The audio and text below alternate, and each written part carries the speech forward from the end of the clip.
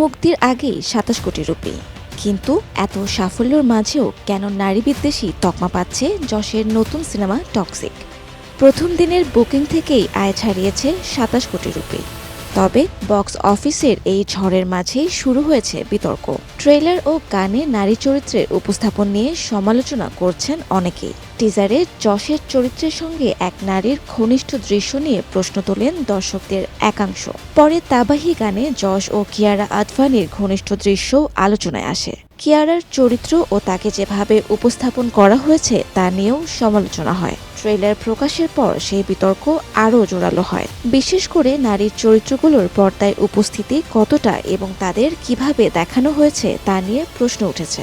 সিনেমাতে নয়নতারা, কিয়ারা আদভানি, তারা সুতারিয়া, হুমা কুরেশি ও রুক্মিণী বসন্তের মতো অভিনেত্রী থাকলেও তাদের চরিত্রের ব্যাপ্তি নিয়ে কৌতূহল তৈরি হয়েছে। এই অভিযোগ অবশ্য একেবারেই মানতে নারাজ যশ।